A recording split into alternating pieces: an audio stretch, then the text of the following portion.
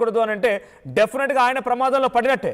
TVK Vijay ఎలాగైనా సరే TVK ఎమ్మెల్యేల సంఖ్యని ఆయన అధికారికంగా చెప్పుకోలేకపోవచ్చు. ఎందుకంటే మన దగ్గర కూడా ఇష్యూ నడుస్తుంది. బీఆర్ఎస్ పార్టీ నుంచి కొంతమంది ఎమ్మెల్యేలని కాంగ్రెస్ చేర్చుకోవడంతో వాళ్ళంతా ఎలా ఉన్నారు, ఎందులో ఉన్నారని చెప్పి సుప్రీంకోర్టు పని చేస్తున్నారు. కాబట్టి డైరెక్ట్గా పార్టీలో చేర్చుకోకపోయినా డైరెక్ట్గా ఎమ్మెల్యేలతో కమిట్మెంట్ తీసుకోవాలి.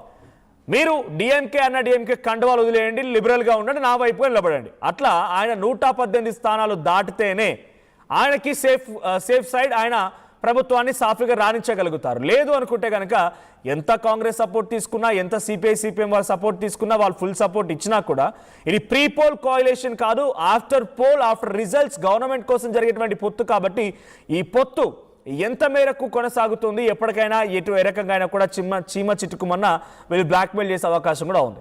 సో కాబట్టి విజయ్ పొలిటికల్ గేమ్ స్టార్ట్ చేయాల్సిందే. ఆయన కోసం కాంగ్రెస్ అండ్ బీజేపీ మధ్య వార్ జరుగుతూ ఉన్న ఆయన మాత్రం ఒక డిసిషన్ తీసుకోవాల్సింది. ఆల్రెడీ ఇప్పటికే అన్ని రకాలుగా వీళ్ళు సపోర్ట్ ఇస్తా అని చెప్పారు.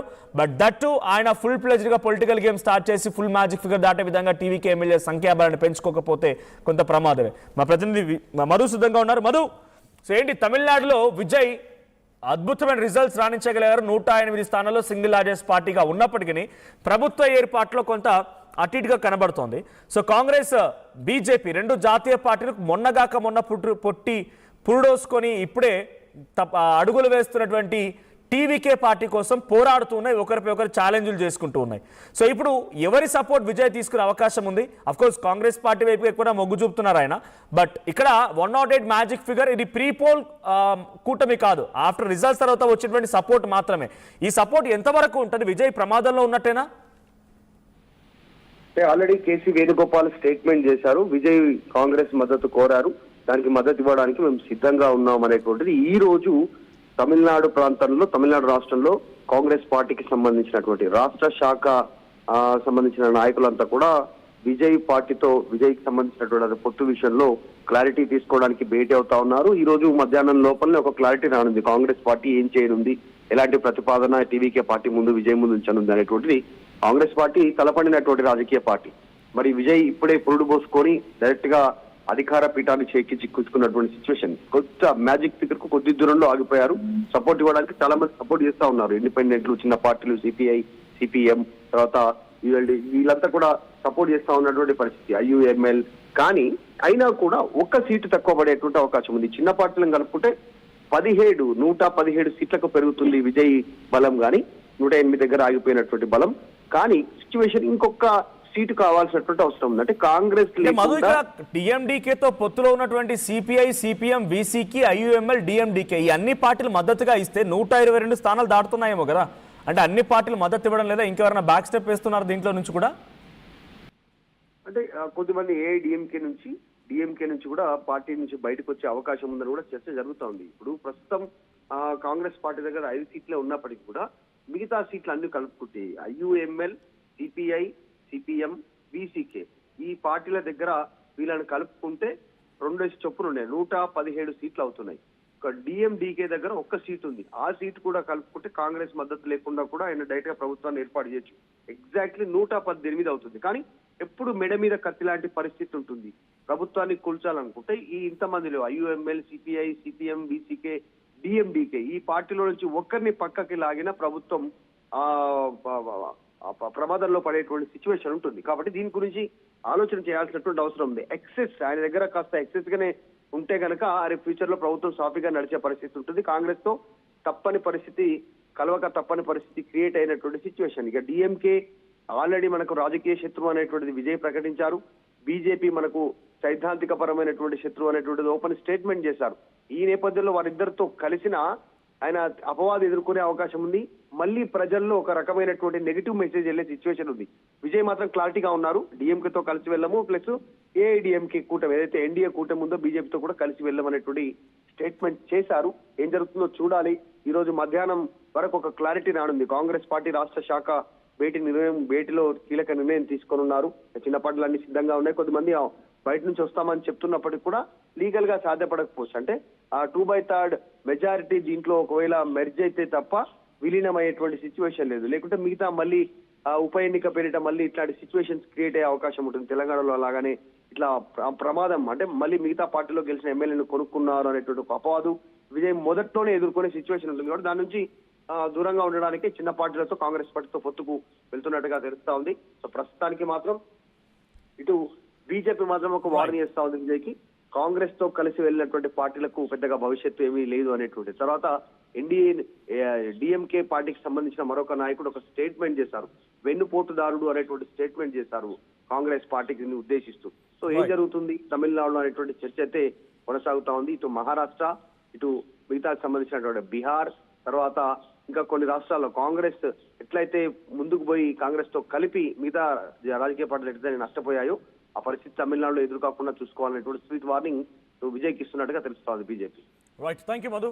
సో మొత్తంగా విజయ్ డెఫినెట్ గా ఆయనకి ఇదొక ఆటంకము బ్రేక్ అని చెప్పలేం, బట్ ఒక ఛాలెంజింగ్ టాస్క్ ఆయనకి. పార్టీ పురుడు పోసుకున్నటువంటి తక్కువ సమయంలోనే ఆయన అధికారంలోకి వచ్చారు కాబట్టి పొలిటికల్ గా గేమ్ స్టార్ట్ చేయాల్సిందే. లేదు అనుకుంటే ఇక్కడ ఉన్నటువంటి తలపండినటువంటి రాజకీయ పార్టీలు ఉన్నాయి. అటు కాంగ్రెస్ అయినా బీజేపీ అయినా. బీజేపీ ఎత్తుగడలు వేయడంలో, బీజేపీ జిమ్ముకులు చేయడంలో చాలా దిట్ట. మనం చాలా రాష్ట్రాల్లో చాలా సందర్భాల్లో చూసాం. సో అటువంటి పార్టీ డెఫినెట్గా ఏదో రకంగా జిమ్ముకులు చేయగలుగుతుంది కాబట్టి విజయ్ కొంత అలర్ట్ అవ్వాల్సింది, గేమ్ స్టార్ట్ చేయాల్సింది. కానీ తమిళనాడులో అంత ఈజీగా బీజేపీయో కాంగ్రెస్ జిమ్ముకులు చేసేంత మాత్రాన డైవర్ట్ అవుతారని మనం చెప్పలేం. బట్ 108 సీట్స్తో మ్యాజిక్ ఫిగర్ చేరుకోలేకపోయారు కాబట్టి విజయ్ డెఫినెట్గా ఇతర పార్టీల మద్దతు తీసుకోవాల్సింది. అటు కాంగ్రెస్ పార్టీ మద్దతు ఇవ్వడానికి సిద్ధంగా ఉంది. CPI, CPM, VCK, IML, DMDK పార్టీలు కూడా కొంత సిద్ధంగా ఉన్నాయి. కానీ ఈరోజు ఒక్కసారి అధిష్టానంతో కలిసి వారంతా భేటీ అయిపోయిన తర్వాత ఆ భేటీలో ఎటువంటి విషయాలు బయటపడతాయో చూడాలి. మంత్రి పదవులా, ఇంకేదైనా ఆశిస్తున్నారా, ఇంకేదైనా కార్పొరేషన్ చైర్మన్లా, ఈ పొత్తు ఎలా ఉంటుంది? ఆ రిజల్ట్ తర్వాత హంగ్ ఏర్పడింది కాబట్టి ఈ పొత్తు కొంత డిఫరెంట్గా ఉండే అవకాశం ఉంది. ఆ డిఫరెన్స్ ఆఫ్ థింగ్ ఎలా ఉంటుంది, విజయ్ ఎలా యాక్సెప్ట్ చేస్తారో చూడాలి. వీటితో పాటుగా డెఫినెట్గా విజయ్ తన పార్టీ ఎమ్మెల్యే కౌంట్ను కూడా పెంచుకోవాల్సిందే. డెఫినెట్గా ఒక 120, 125 వరకు ఉంటే హీఈస్ ఆన్ సేఫ్ సైడ్. లేదంటే ఎప్పటికైనా ప్రమాదమే, మెడ మీద కత్తిలాగా ఆయన ఉండాల్సిందే. సో చూద్దాం మరి విజయ్ అయితే దాదాపుగా రేపే ప్రమాణం చేయబోతున్నారనేటువంటి మాటలు వినబడుతున్నాయి. బట్ ఆ పొత్తు కుదిరిందా, ఎలాంటి పొత్తు ఉండబోతుంది ఏంటని చూడాలి. గతంలో ఆయన ఎలక్షన్ క్యాంపెయిన్ సమయంలో కూడా కాంగ్రెస్ పార్టీ నాతో కలిసి రండి అని రిక్వెస్ట్ చేశారండి. అంటే ఈయన కాంగ్రెస్ పార్టీ వైపుగా సముఖంగా ఉన్నారు, కాంగ్రెస్ పార్టీ వైపుతో ప్రయాణించడానికి ఆయన సిద్ధంగా ఉన్నారనే సంకేతం ఎలక్షన్ కంటే ముందుగానే ఇచ్చారు ఆయన.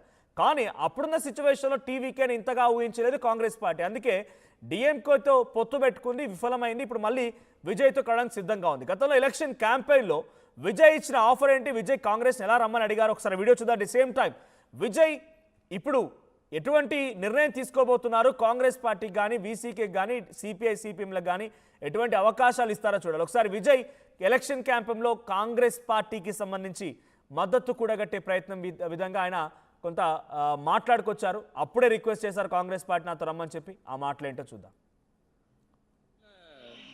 சில பல கோடிகளை கொடுத்து நம்ம தமிழ்நாட்டு காங்கிரஸை பையில போட்டுக்கிட்டாங்க. யாரு? ஸ்டாலின் சார். ஆனா உண்மையான காங்கிரஸ் யாரு பக்கம் நிக்குது? நம்ம பக்கம் நிக்குது. சிறுபான்மை மக்களோட அந்த திமுக சாயம் வெளுத்து போச்சு. இந்த விஜய் என்னடானா மதச்சார்பற்ற கொள்கையோட உண்மையான ஒரு முகமா இருக்கிறானே. இந்த சிறுபான்மை மக்கள் வேற இந்த விஜய் பக்கம் தானே நிக்கிறாங்க அப்படின்ட்டு இந்த திமுகவுக்கும் பாஜகவுக்கும் என் மேல காண்டோ காண்டு. அதுக்காக நாம் என்ன செய்ய முடியும்? இந்த 33 வருஷமா ஒவ்வொரு வீட்டுக்குள்ளேயும் ஒவ்வொரு மனசுக்குள்ளேயும் போறதுக்கு நாம் பட்ட பாடு எனக்கு தானே தெரியும். அதனாலதான் நான் முன்னாடியே சொன்ன மாதிரி கட்சி ஆரம்பிச்சுட்டு ஒவ்வொரு வீட்டுக்குள்ளேயும் நான் போல, ஒவ்வொரு வீட்டுக்குள்ளேயும் போனதுக்கு அப்புறம் தான் கட்சியவே ஆரம்பிச்சிருக்கிறேன். இது இந்த அரசியல் எல்லாத்தையும் தாண்டி இருக்கிற ஒரு உறவு. கட்சி கிட்சி எல்லாத்தையும் தாண்டி இருக்கிற ஒரு உறவு. இது ஒரு பூர்வ ஜென்ம பந்தம். இது சும்மா இந்த அரசியல் ஆதாயம் தேடுறவங்களுக்குலாம் இது என்னன்னே புரியாது. இது மற்றவங்களுக்கு வேணா எலெக்ஷன். ஆனா இந்த விஜய் கூட நிக்கிறவங்களுக்கும் இது ஒரு இமோஷன். நான் சந்தோஷப்பட்டா மக்கள் சந்தோஷப்படுறாங்க, மக்கள் சந்தோஷப்பட்டா நான் சந்தோஷப்படுறேன். எனக்கு ஒண்ணுனா மக்களுக்கும், மக்களுக்கு ஒண்ணுனா எனக்கும். கண்ணு கலங்கும்.